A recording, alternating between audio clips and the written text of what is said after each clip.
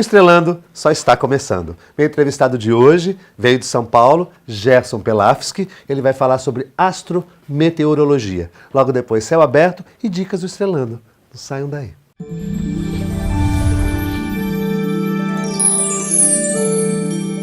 Aqui ao meu lado, Gerson Pelafsky, ele que é astrólogo de São Paulo, é do signo de Câncer, tem o ascendente em Libra e a lua no signo de Touro. Ele iniciou a astrologia em 1988 e tem formação acadêmica em letras, inclusive artigos publicados aqui no Brasil e no exterior de astrologia, não é isso? De astrologia.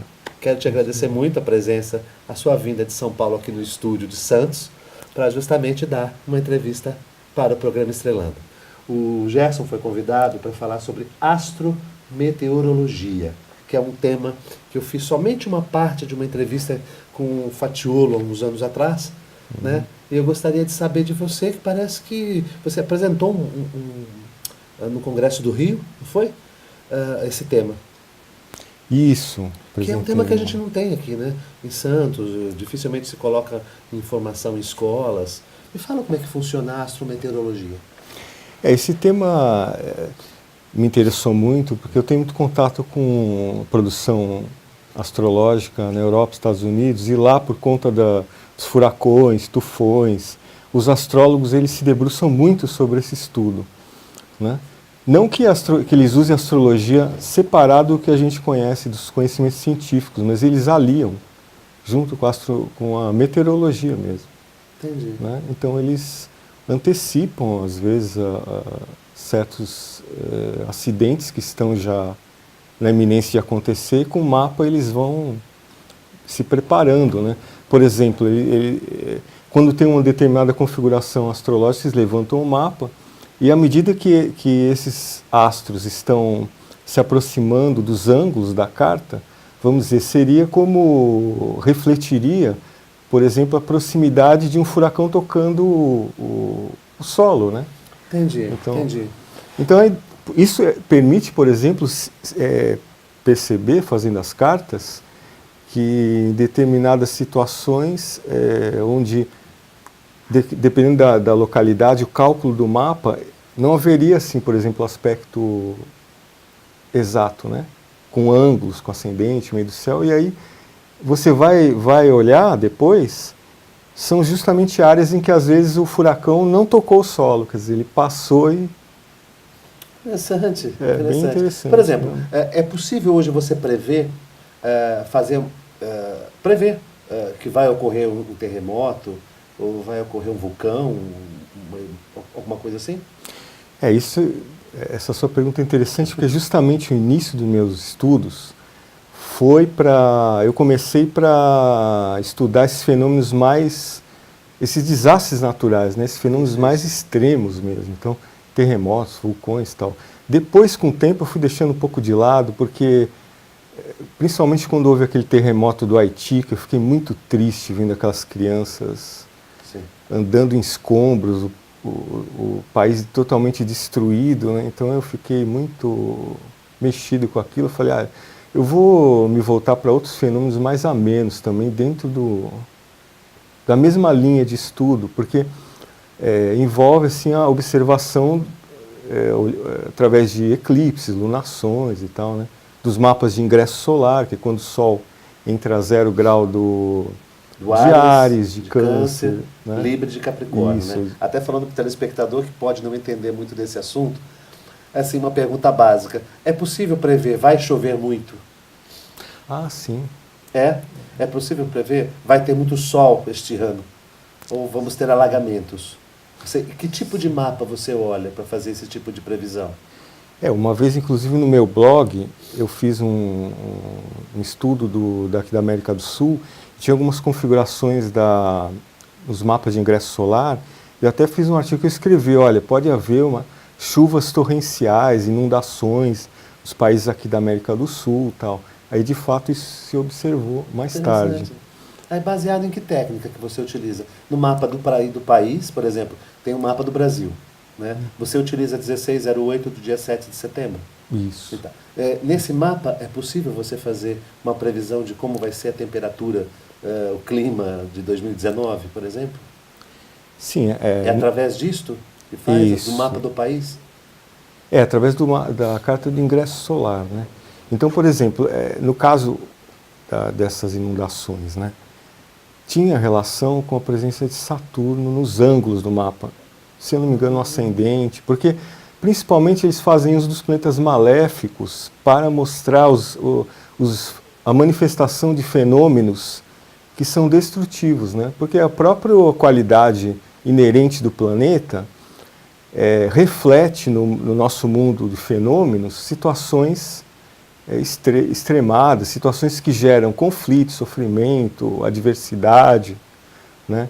Então eles acabam refletindo também essas situações. Agora, a dificuldade nossa, enquanto astrólogo, é porque às vezes o mesmo fator que aparece na carta, que pode mostrar um fenômeno climático, pode significar um acontecimento de outra ordem. Por exemplo, uma rebelião social, Entendi.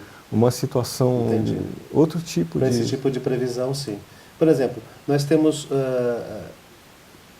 3 astros, Urano, Netuno e Plutão, são os astros geracionais, né? Urano seria um movimento de que tipo de acontecimento da natureza?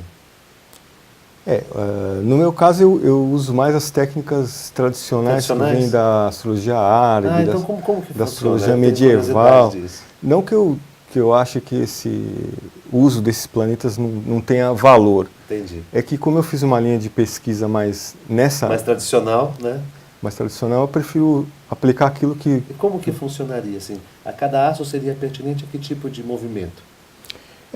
Eles têm uma qualidade, isso é que é muito interessante também ver na astrometeorologia, porque te ajuda a perceber de maneira concreta, palpável, a natureza de cada planeta. Por exemplo, Saturno é um planeta que a gente considera frio e seco. Isso. Em termos de temperamento, também é um temperamento mais reservado, mais defensivo, uma pessoa mais racional e não tão calorosa. Então, isso na astrometeorologia a gente vê como uma manifestação no clima, enquanto nuvens carregadas, um clima mais frio. Então eles falam, olha, veja nos mapas, esses de ingressos, ou mesmo no mapa das lunações, se Saturno está num ângulo do mapa, ou numa casa sucedente, ou em aspecto com, por exemplo, com o regente do ascendente, né? Veja que, se for, por exemplo, uma época de calor, nesse período o calor vai ser diminuído. Mais ameno. Então, assim, só para traduzir o que ele está falando, das cartas de ingresso, como a gente já tinha falado anteriormente, você monta um mapa para o Sol, a entrada do Sol em Áries, Câncer, Libra e Capricórnio, né? E se Saturno aparecer como destaque numa dessas cartas, né, seria um clima mais para o reservado, ou mais para chuva, ou mais clima bem mais ameno, né? Ou mesmo nas lunações, como ele fala, que seriam as luas novas do mês. O astrólogo que trabalha com a parte mundial, ele trabalha com as luas novas e trabalha também com os eclipses. Ou seja, toda lua nova que acontece no mês, se monta um mapa para saber a diretriz daquele mês para aquele país ou até para as pessoas também, né? Então, quer dizer que o Saturno diria que teríamos um clima... Aliás, acho que nós estamos tendo aqui no Sudeste um Saturno todo mês, né? Porque não para de chover, né? É verdade. Saturno está, inclusive, num signo que é frio e seco. Sim, ele está no seu próprio domicílio, né? A gente pode ver, né? A Lua está em aspecto agora, né? Com Saturno. Então, aí você vê que está um pouquinho mais frio esses dias. Então, num clima de primavera, um dos fatores que a gente olha é isso. Esse dia a Lua está em oposição a Saturno. Pode ser um dia mais nublado, mais frio. Gerson, Júpiter traria que tipo de clima? Júpiter é um planeta que eles referem a um clima mais temperado, ameno. Mas existem determinadas colocações que podem modificar isso. Se o planeta está ocidental, oriental ao Sol, quer dizer, se ele está antes do Sol, se ele está depois do Sol. Por exemplo, eles falam que o planeta depois do Sol, no signo seguinte, né, os que vêm depois, já poderia ser mais propenso à chuva. Antes do Sol, mais seco. Entendi. E Marte? Marte já é quente, né? Deve ser quente. Calor, né? Então eles falam, observe que pode ser num clima de inverno, se Marte estiver destacado, principalmente se estiver nos signos mais quentes, né? Então, em Áries mesmo, Leão. Vai ser daquele período da estação fria vai ser mais quente, vai ter os momentos. Vênus deve ser dias maravilhosos, né? Com Vênus e harmoniosos. Vênus é úmido, né, agradável. Pode ser assim, deve ser noites chuvosas, mas agradáveis e românticas. Isso. Eu tenho mais uma pergunta para te fazer, vou deixar para o segundo bloco. Eu tenho uma história para contar sobre o Cristóvão Colombo. Logo depois. Já já voltamos.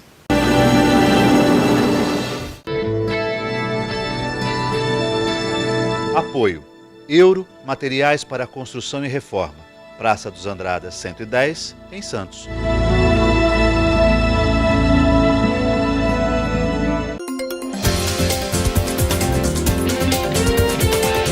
Você que é síndico sabe que o E-Social, que é um programa governamental que está cuidando de toda a questão de dados de trabalhadores do condomínio, de prestadores de serviço e até mesmo de você que recebe remuneração, tem que ser atualizados e feitos da melhor maneira possível, porque isso está gerando multas que podem chegar até R$200 mil. Então se informe na sua administradora e nos procure. Nós temos lá o curso de E-Social básico e avançado, gratuitamente. É só cadastrar-se e você vai poder ter informações maiores. Nos procure lá no SICOM, sicom.org.br e no 3326-3083. Até a próxima.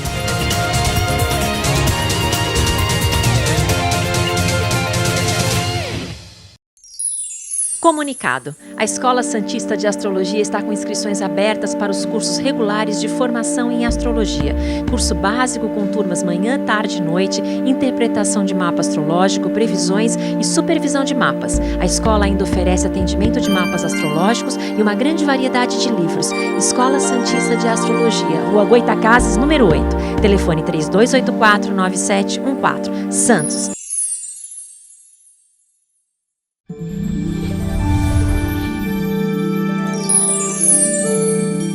Confira agora a agenda do Estrelando para você. A Escola Santista de Astrologia promove no dia 13 de novembro curso de tarô Arcanos Maiores e no dia 5 de dezembro a excursão para o Fenômeno do Algodão. Informações 13 3284 9714. O SICOM, Sindicato dos Condomínios Prediais do Litoral Paulista, promove o curso de Síndico Profissional, módulos 1 e 2. É aberto a todos os interessados. Informações 13 3326 3083. O SINAGE, Sindicato dos Astrólogos do Rio de Janeiro, promove o 20º Simpósio Nacional e 11º Internacional de Astrologia. O tema, Admirável Mundo Novo. Vai acontecer nos dias 10 e 11 de novembro. Informações 21 2213 0972.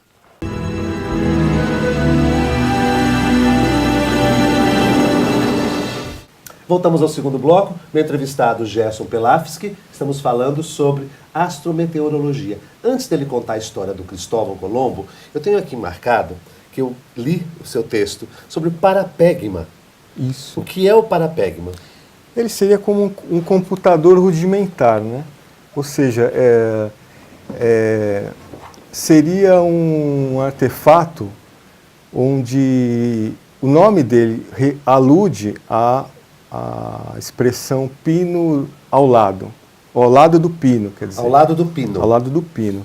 Então, é um instrumento onde tinham orifícios, né, buracos, e eles colocavam pinos para demarcar a passagem do tempo. E ao lado do pino existia a descrição meteorológica daquele momento. E eles começaram a fazer isso observando as estrelas fixas, né? A ascensão das estrelas, né, no céu. Então, por exemplo, a gente sabe que no Egito Antigo, a ascensão de Sírios, né, quando era observado no céu, no leste, na época das chuvas, demarcava essa entrada, as inundações do Nilo, né? Então, quando era aparição no céu, em determinada época do ano, eles sabiam, né, no caso, né, que ia ser a entrada da época das chuvas. Então, nessa época do parapegma, da antiguidade... Que época é o parapegma? É aproximadamente 3 séculos antes de Cristo. 3 séculos antes de Cristo? Quando eles começaram a ter, realmente registrar, né? Porque até anterior a isso. Mas quando eles começaram a desenvolver esses artefatos, a título de fazer um registro, né? principalmente porque os agricultores precisavam saber o momento certinho do início das estações para fazer o plantio, a colheita. Sim. Só que os calendários, na época, eram muito imprecisos, porque eles eram alterados por questão de conveniências políticas. Então, nessa época, antes do ano 46 a.C., mais ou menos, calendário juliano, o que acontece? Tinha uma defasagem de 2 meses, mais ou menos, 67 dias, uma coisa assim, da entrada mesmo, entre a data e a entrada da estação, mais de 60 dias de diferença. Então, como essas datas iam sendo acrescentadas, dias acrescentados ou tirados de acordo com o momento, isso dificultou muito, né? Então eles começaram a observar a relação das estrelas fixas com as mudanças climáticas. E aí, através desse parapegma, eles iam colocando os pinos, né? Porque se ficar dependendo só da observação do céu, como é que fica? O dia que estiver nublado, danou-se, né? Então eles começaram a fazer esses artefatos para não ficar dependentes totalmente só da observação do céu. E tinha astrologia nisso, né? Tinha, porque esse parapegmas, se você olhar a imagem, tem a imagem dos 12 signos, isso, marcando cada um. Era um pino que marcava a mudança dos meses, depois tinha outro pino que marcava a mudança dos dias, cada um associado a um planeta, né? Ou uma divindade, né? E depois tinha os dias do mês, né? Então você tem esse da foto aí tem 3 pinos principais, né? Interessante, hein? Então eles iam mudando os pinos, mudou o mês e mudava o pino, mudou o dia, mudava. E aí, como eles coligiram essas informações, né? De acordo com a mudança das estrelas e dos meses, tudo mais, determinadas mudanças climáticas aconteciam. Aí iam mudando os pinos de lugar. Então a pessoa, para saber como seria o clima daquele momento, para consultar, ela chegava nesse parapegma, olhava onde estava o pino. Ah, tá, então esse período agora do ano vai ser o período das chuvas, vamos dizer. Entendi. E aí... Tem uma história para contar, para vocês saberem também, sobre Cristóvão Colombo, né? Cristóvão Colombo era um estudioso de astrologia, muito pouca gente sabe e pouco se divulga a respeito, né? Você tem algumas histórias para contar sobre ele, que eu sei que na palestra você apresentou uma delas. Uma que era do Marte-Saturno, né? E outra do eclipse. Então, essa situação, porque na astrometeorologia, como eu te falei, os planetas maléficos, que a gente chama, Marte e Saturno, eles estão relacionados com fenômenos climáticos mais adversos, tempestades, coisas assim. Podem estar, né? Depende da configuração. E o Colombo, ele viu que se aproximava uma oposição entre Marte e Saturno, que é um aspecto adverso, né? Sim. Então ele já antecipou que poderia acontecer uma tempestade. Então ele ficou 2, 3 dias parado numa península, no arquipélago, se eu não me engano, esperando que esse aspecto se completasse no céu para depois seguir viagem. E isso aconteceu?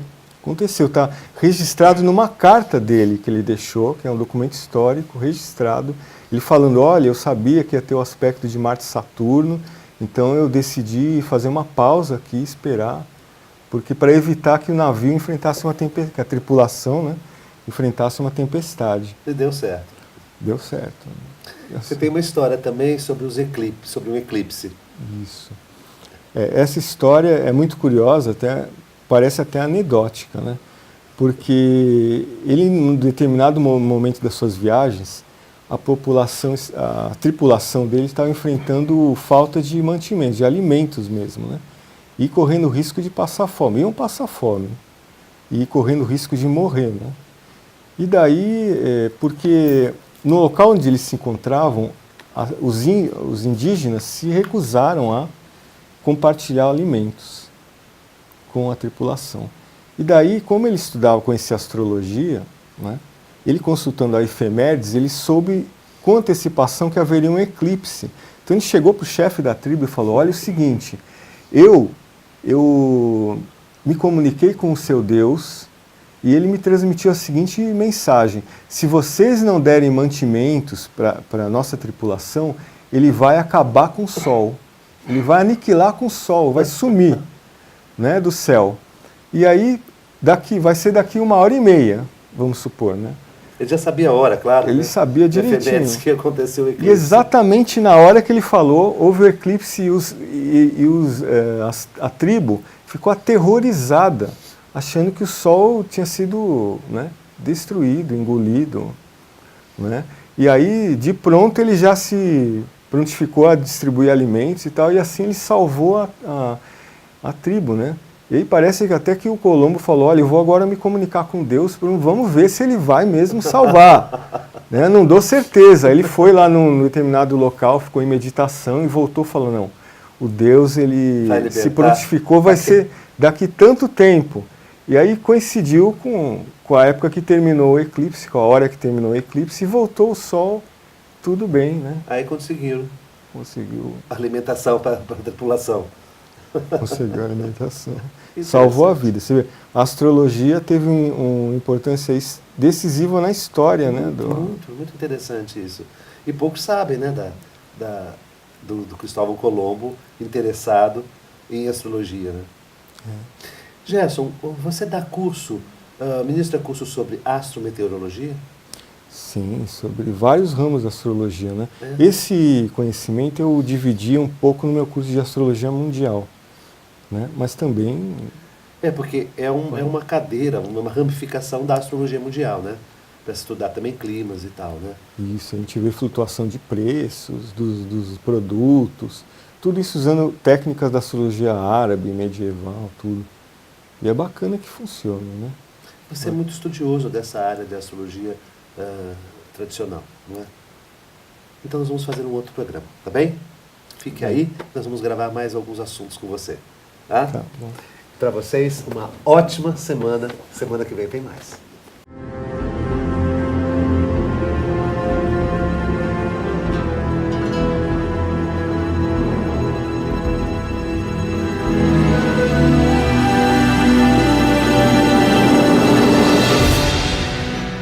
Sicom, a mão amiga no momento certo. Avenida Conselheiro Nebias 472, telefone 33263083.